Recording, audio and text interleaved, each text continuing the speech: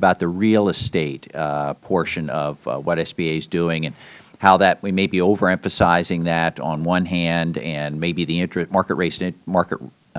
rates might be more important. Can you elaborate on that a little? And then I'd like Ms. Finch's response to that, if that's okay.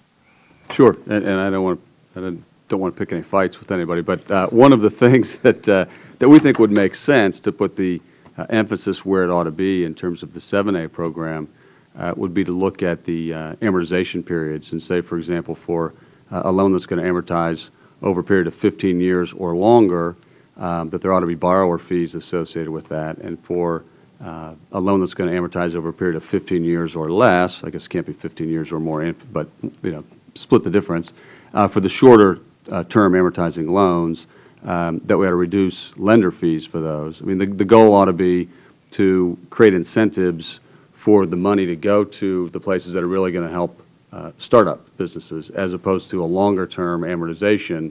And a small business is not a 30-year amortization or an 18-year amortization. A small business is a startup that you need an injection of capital for 18 months or 12 months or 2 years or something like that. And so whatever we can do to sort of reset some of those things that would emphasize or create incentives for the capital to flow to the startup side, from our perspective, that makes sense. Now, obviously, other people have other perspectives for totally legitimate reasons, but that's our view of one way in which you might do that.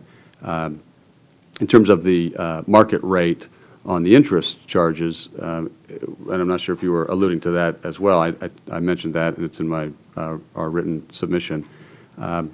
In that area, clearly, from what everyone here has said, I think the demand for access to capital exceeds the current supply, or if not the supply, and I think maybe it doesn't exceed the supply because we know that balance sheets look pretty healthy at a lot of places, but it exceeds willingness to lend. And so the question is not so much how we create more supply, the question is how we create incentives to lend. And incentives to lend, back to the observation that capital is agnostic. I mean, capital will go where it's going to achieve the greatest return on investment. And so if there are lenders out there that look at opportunities to make loans and say, if it's an SBA loan, I can earn 6.25%, and if it's a loan somewhere else, I can earn 8 or 9%, then they're not going to do an SBA loan. And we can't blame them for that. So our view would be, if there's an opportunity to strike more of a balance there between the interests of lenders and borrowers, recognizing this is a government agency. And you've got some borrowers that are actually lending at 8%, eh? I don't have many in my area, but I appreciate it. I think in some places it happens, and Ryan talked about that. It's still better than a credit card. So, I mean, if you're really desperate for capital and you've got a great idea, you'll pay whatever you have to pay. And I think a lot of lenders don't want to do deals at 6% if they can do a better deal somewhere else. Ms. Finch, comment? When the American Recovery Act was passed and the money was available to pay fees under our program, it did increase our loan activity. It was a real incentive for businesses who maybe stepped back and were thinking twice about expansion, saw this as an incentive of, well, maybe this is a good time to expand because I can have the savings on the upfront fees. So they would go ahead and do their expansion. I feel that's money well spent. As I stated in my testimony, though, beginning October 1, our subsidy rate went from 0 to 389.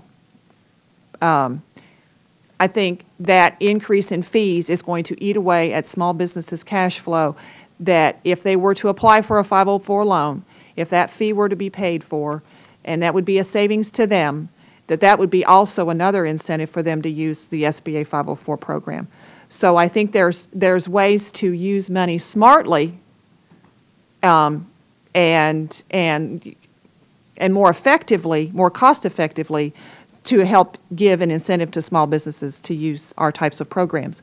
One thing I will also mention is under 504, if you are a small business startup, you are required to put in 15%.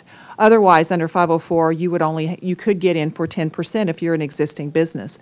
So, and that is a requirement, and I believe that is statutory. So if that barrier was taken away and it was more of a credit decision as to who should put in 10% and who should put in 15%, that barrier being taken away could help be a stimulus to small business expansions.